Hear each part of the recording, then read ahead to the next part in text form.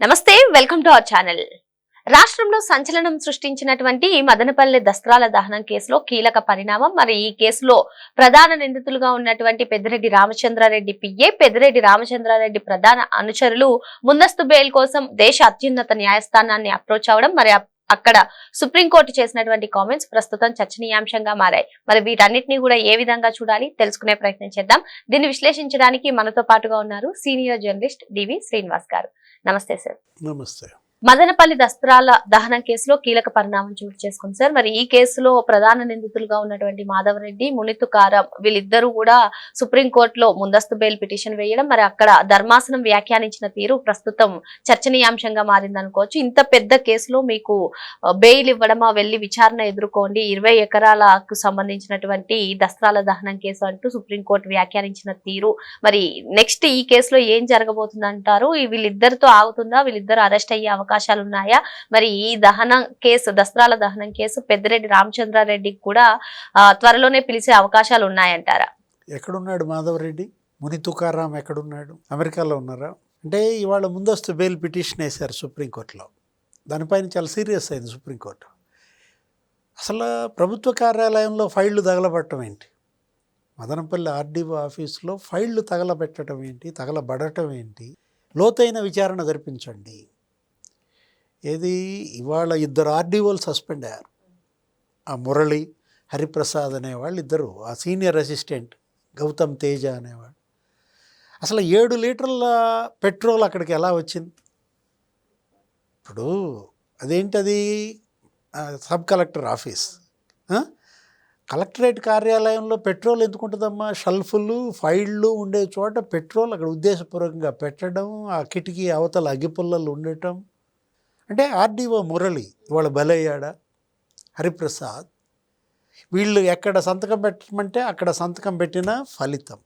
పెద్దిరెడ్డి రామచంద్రారెడ్డి ఒక భూ బకాసురుడిగా, అటు అటవీ భూమి ఏది అక్కడ మనం చూసాం. సరే, అసలు ఫారెస్ట్ భూమిని ఆక్రమించడం ఏంటి? దగ్గర దగ్గర 72 ఎకరాలు. మళ్ళీ అక్కడ ఒక ఫామ్ హౌస్ కట్టించేసేయటం. అదేమంటే కూలీళ్ళ కోసం కట్టించానని. అది కూడా మొత్తం డిప్యూటీ సీఎం ఫైర్ అయ్యాడు. ఎవరు? పవన్ కళ్యాణ్. దాని మీద కూడా విచారణ సాగింది. అదొక్కటే కాదు, ఇప్పుడు ఇది ఏది 4 నియోజకవర్గాలు, పుంగనూరు, తంబళ్ళపల్లె, పీలేరు. అసలు మరి ఆ 4 నియోజకవర్గాల్లో నీకు 15 మండలాల్లో 20,000 ఎకరాలు కబ్జాడు. అసలు ఒక గ్రామం చుట్టేశారు, చాప చుట్టేశారు. రాగాలపల్లి అని చెప్పి అక్కడ జమీందారీ భూములు 1000 ఎకరాలు పెద్దిరెడ్డి బంధువుల పేరు మీద, పెద్దిరెడ్డి కుటుంబ సభ్యుల పేరు మీద, బినామీల పేరు మీద మొత్తం ఊరు రాంచేసుకున్నారు. ఎప్పటి నుంచో మాకు తరతరాల నుంచి వస్తున్నటువంటి భూమి అని కూడా మిథున్ రెడ్డి చెప్పినట్టున్నారు కదా సార్. వాళ్ళ తరతరాల నుంచి అటవీ భూమి వచ్చిందా?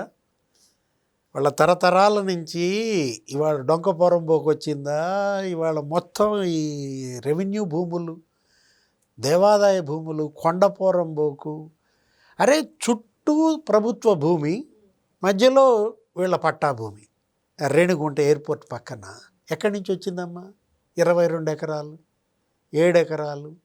అసలు వాళ్ళ మదర్ పెద్దిరెడ్డి స్వర్ణ మేడం అనుకుంటా, ఆమె పేరు కూడా స్వర్ణ అనుకుంటారు. ఆమె పేరు మీద 228 ఎకరాలు ఉన్నాయన్నారు.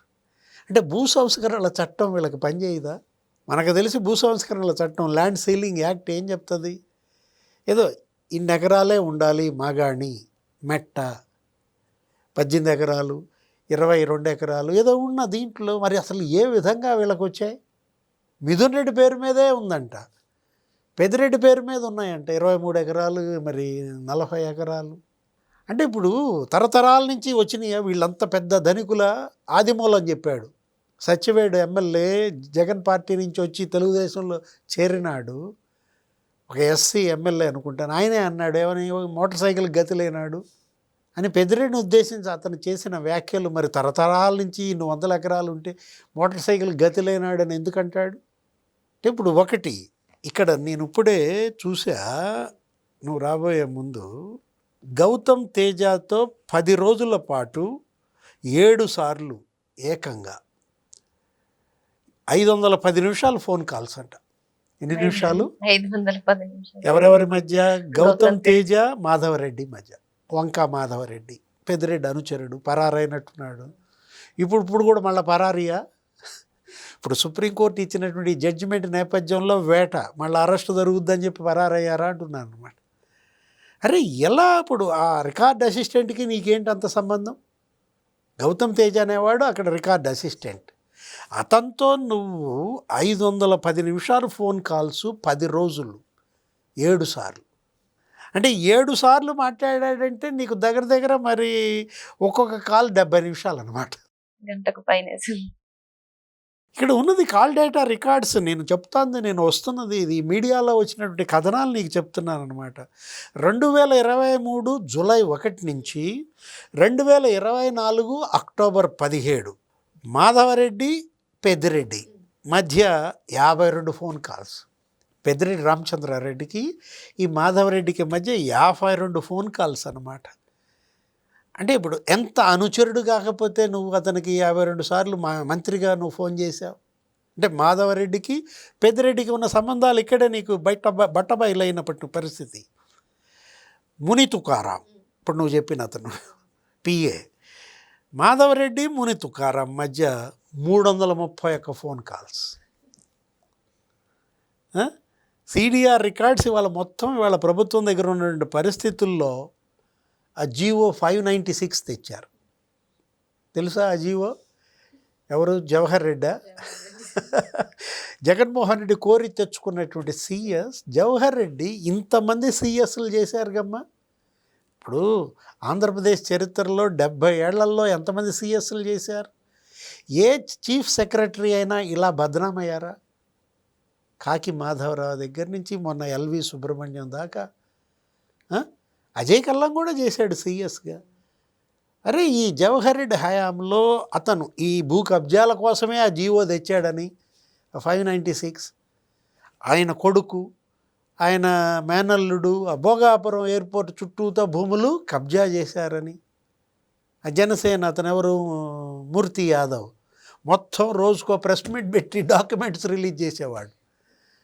అంటే ఆ 596 జీవోని అడ్డం పెట్టుకుని నేను చెప్పినట్టుగా ఇక్కడ ఈ తిరుపతి, చిత్తూరు, ఇక్కడ ఈ 4 నియోజకవర్గాల్లో నీకు 48,360 ఎకరాలు ఫ్రీ హోల్డ్ చేశారట. అంటే నియోజకవర్గానికి 10,000 ఎకరాలు సుమారుగా. 4 నియోజకవర్గాల్లో 48,360 ఎకరాలు ఫ్రీ హోల్డ్ పెడితే దాంట్లో 22,523 ఎకరాలు అక్రమంగా హోల్డ్ చేశారని రుజువైంది. నేను ఇందాక చెప్పింది అదే. ఎన్ని ఎకరాలు? 22,523 ఎకరాలు ఒక్కడే, ఒకే ఒక్కడు. ఎవరు? పెద్దిరెడ్డి రామచంద్రారెడ్డి.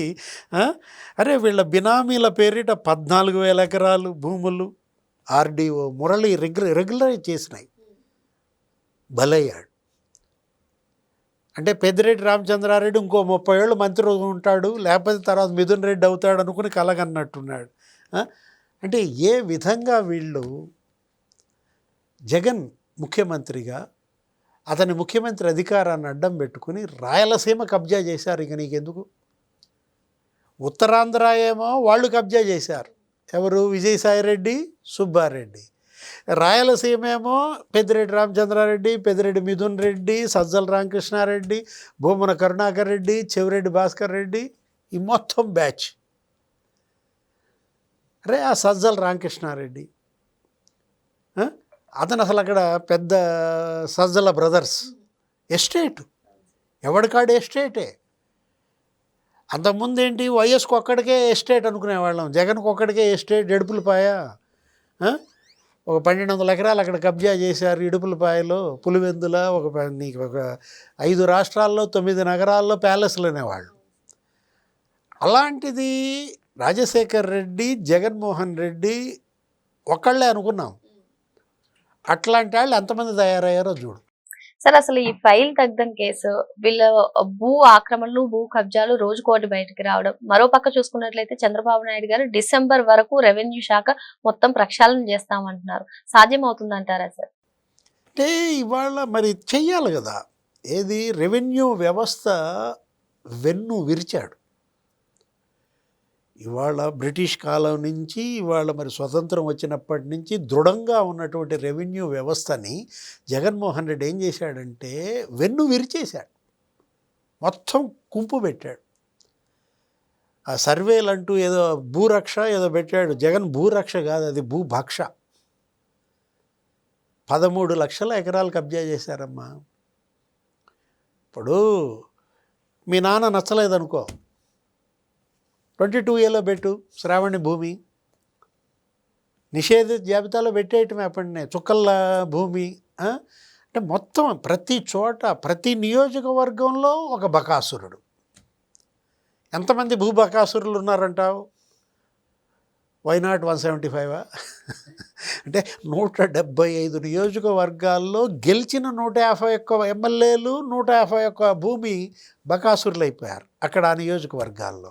ఇక ఇన్ఛార్జీలు, నియోజకవర్గానికి ఒక బకాసురుడిని తయారు చేశాడు. వీళ్ళందరిపైన పెద్ద బకాసురులు.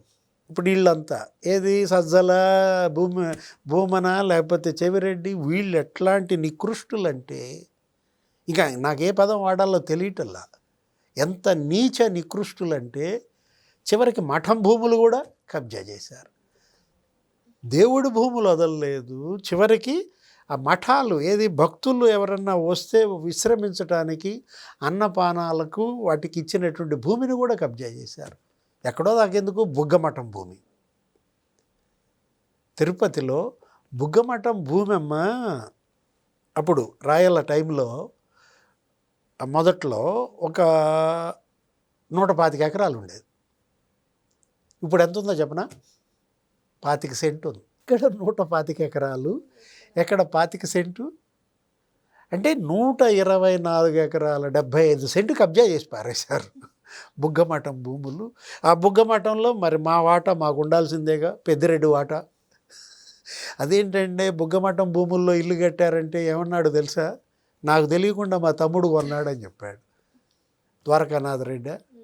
అంటే ఇవాళ అక్కడే ఇలా కబ్జాలు బయటపడకుండా ఉండటం కోసం తెలివి, మామూలు తెలివా? అక్కడ ఏం చేశారు, ఒక గోశాల పెడతారు. అంటే అది గోశాల కాదు, వీళ్ళ భూ కబ్జాలు ఇవాళ కప్పిపుచ్చటానికి ఒక ముసుగు. వేద పాఠశాల పెడతాడు ఒకడు, అది వేద పాఠశాల కాదు. ఆ భూ కబ్జా అది బయటికి రాకుండా ఒక ముసుగు, ఒక బోర్డు. అసలు వైసీపీ కార్యాలయం కట్టాడు ఈయనే. ఎవరు? పెద్దిరెడ్డి రామచంద్రారెడ్డే చెప్తున్నా నేను, మామూలు కథలు కాదు, నీకు కథలుగా చెప్పొచ్చు అన్నమాట. గుడి కట్టించి పారేశాడు. ఇక ఏకంగా ఏం చేశాడు, గుడి, భక్తులు, అసలు ఆయన స్వామి శివస్వామి, శివదీక్ష తీసుకుంటాడు. అసలు దీక్ష ఇది, ఏది? భూ కబ్జాల దీక్షాపరుడు. మరో అంశంతో మళ్ళీ కలుద్దాం. Thank you sir.